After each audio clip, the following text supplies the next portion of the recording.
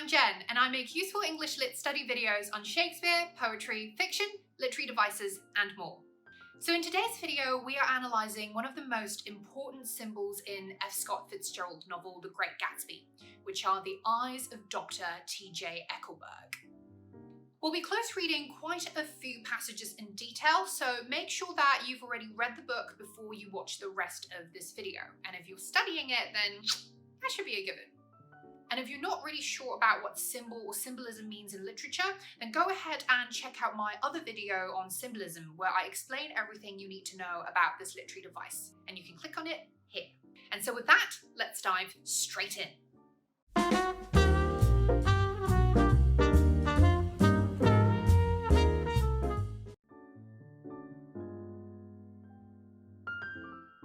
In the novel, Dr. T.J. Eckleburg's eyes are part of a big, shabby billboard hung above the motor highway between West Egg and New York. Specifically, it's an advertisement for an oculist's clinic based in Queens. Before I identify all the moments which feature this symbol, here's a key point about the setting. Note that the eyes are positioned between the area of New Money, which is West Egg, where Gatsby and Nick Carraway, the narrator, live, and the metropolitan locus of commercial hubbub, which is New York City, and specifically Manhattan. However, East Egg, which is where old money people like Tom and Daisy reside, is not within the purview of Dr. Eckleburg's sight. Now, this is really interesting because if, like many critics have noted, the Doctor is a symbol of God who looks over humanity and its many sinful doings, then this seems like a problematically selective God, one who purposely accepts the social elites in East Egg from his moral surveillance. So by extension, this somehow suggests the untouchability of old money power in 1920s America. But also begs the question as to whether the symbolic God is the real Christian deity whose judgment is all-powerful, non-discriminative, and righteous, or rather a weak pagan, small g God who turns a blind eye to the wealthy and the powerful. Given what Fitzgerald saw as the era's spiritual decadence and moral apathy, this interpretation is worth exploring. And as we proceed with our analysis in this video, we will further unpack this idea.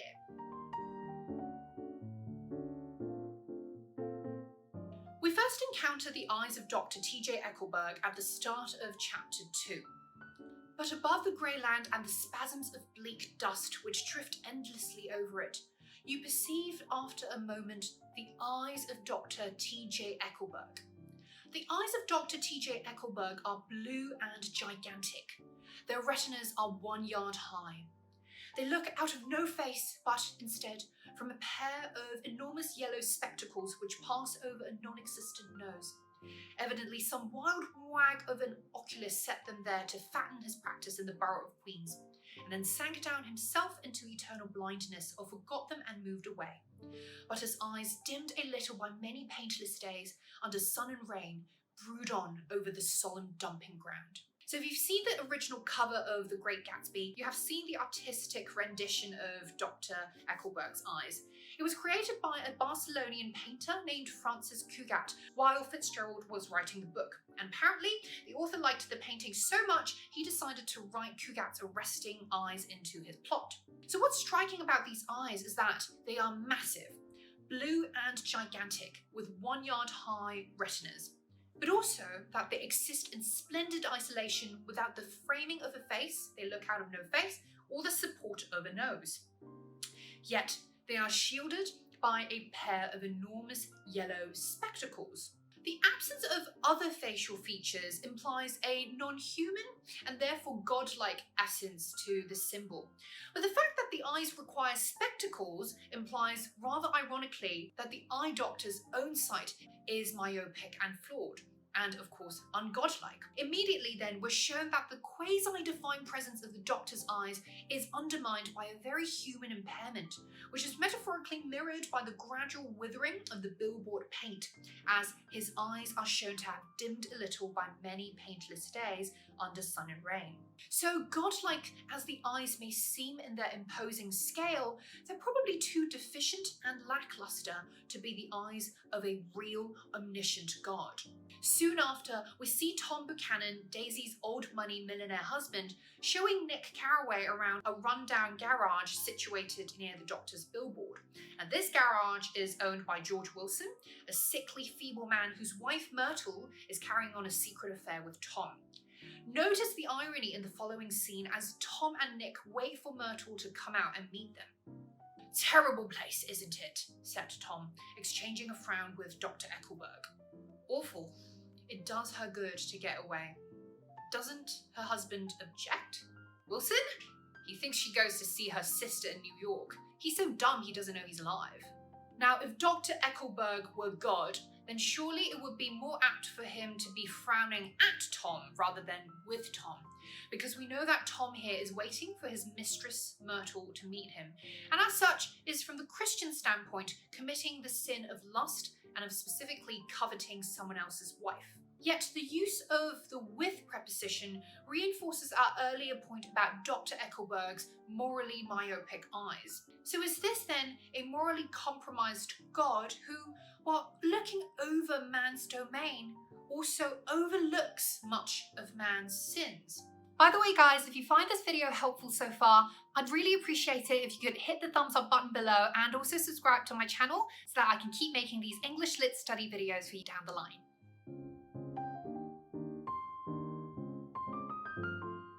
After chapter 2, Dr. Eckleburg's eyes don't reappear until chapter 7, which is arguably the climax of the novel, where Myrtle Wilson, Tom's mistress, is killed by Gatsby's car. We see the eyes again when Nick recounts his day trip to New York City with Gatsby, Tom, Daisy, and Jordan Baker, as Tom reveals his disgust with Gatsby now that he's investigated the man's secret past. "Listen, Tom, if you're such a snob, why did you invite Gatsby to lunch?" demanded Jordan crossly. "Daisy invited him. She knew him before we were married. God knows where." We were all irritable now with the fading ale, and aware of it, we drove for a while in silence. Then, as Dr. T.J. Eckleburg's faded eyes came into sight down the road, I remembered Gatsby's caution about gasoline. "We've got enough to get us into town," said Tom. "But there's a garage right there," objected Jordan. "I don't want to get stalled in this baking heat." Notice that the eyes are alluded to between two significant references in this moment. First, Tom's marked dislike of Gatsby, and second, the group's pit stop at George Wilson's garage. We know that soon, Tom's dislike of Gatsby will escalate to an altercation at the Plaza Hotel, where the two men will lay their cards out on the table as they fight over Daisy's love. And we also know that Myrtle will soon run out of the garage and have herself killed on the group's drive back from New York. So Dr. Eckleburg's faded eyes here function to forebode these climactic events. And the fact that they are faded is also an indication of God's deficient sight and willingness to let human tragedies take place, as Gatsby's love for Daisy remains unrequited till the end, while Myrtle dies a wrongful death in suffering and humiliation. When Tom, Nick, and Jordan arrive at George Wilson's garage, the foreshadowing symbolism of Dr. Eckleburg's eyes grows even stronger. After Tom agrees to send George Wilson one of his lucrative cars so the rundown man could sell it for money, the description goes, "That locality was always vaguely disquieting, even in the broad glare of afternoon, and now I turned my head as though I had been warned of something behind. Over the ash heaps, the giant eyes of Dr. T.J. Eckleburg kept their vigil, but I perceived after a moment that other eyes were regarding us with peculiar intensity from less than 20 feet away. In one of the windows over the garage, the curtains had been moved aside a little, and Myrtle Wilson was peering down the car. And what happens shortly after this is the defining pivot of the narrative, the car accident that kills Myrtle. Note the heavily foreboding phrase, "Over the ash heaps, the giant eyes of Dr. T.J. Eckleburg kept their vigil." Ash heaps allude to the Valley of Ashes, which buttresses the motorway between New York and West Egg, but also to the ashes which result from bodily cremations. Similarly, the word vigil carries obvious connotations of death, as it could mean the act of staying awake to keep a dying person company. So the juxtaposition of the doctor's passive watch and Myrtle's peculiarly intense gaze is telling in that both eyes are ineffective. The Doctor's eyes may watch over everything that happens among the tragic humans, but they cannot ultimately intervene to avert disaster. Meanwhile, Myrtle's eyes, blinded by jealousy, eventually lead her to misunderstand that the second time she sees the yellow car Tom had driven into New York, it is instead Daisy and Gatsby in the car on their way back. And as Myrtle rushes out into the road, she meets her violent end.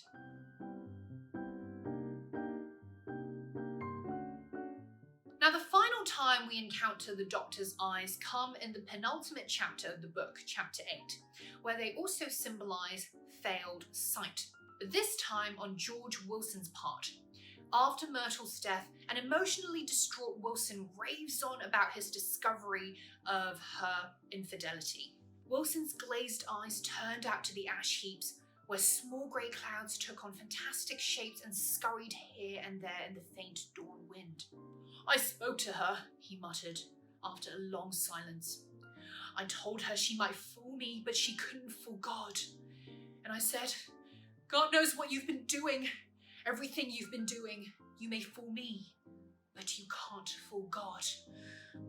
Standing behind him, McKellis saw with a shock that he was looking at the eyes of Dr. T.J. Eckleburg, which had just emerged, pale and enormous, from the dissolving night. "God sees everything," repeated Wilson. "That's an advertisement," McKellis assured him. So when Wilson repeats, "God sees everything," it's implied that the pale and enormous eyes of Dr. T.J. Eckleburg are the all-seeing eyes of God. But McKellis's comment, "that's an advertisement," hits home for the final time that Dr. Eckleburg isn't, in fact, God, but rather an empty commercial sign which, like a lot of adverts, purport itself to be something it's not, as the eyes project a semblance of deistic authority by dint of its majestic scale and levitated positioning. But at the end, we see that it's nothing more than a washed-out, inanimate observer of mankind's self-destructive behaviours. And because Dr. Eckleburg isn't God, there's ultimately no moral vindication or spiritual deliverance for the wretched Wilsons, or anyone else in the book, for that matter. And thus the godlessness and wasteful abandon of the Jazz Age, which is a message that lies at the heart of the Great Gatsby. And that's it for this video, guys. I know it's pretty long, but I hope it was comprehensive and that you find this detailed analysis of Dr. T.J. Eckleburg's eyes helpful for your study of the novel. Please do comment below if you have other thoughts about what this symbol represents. There are many possible interpretations. And as always, please do hit the thumbs up button below and subscribe to my channel if you haven't already. And make sure you click on the bell notification icon so you never miss a top-grade English Lit video from yours truly. And I'll see you very soon.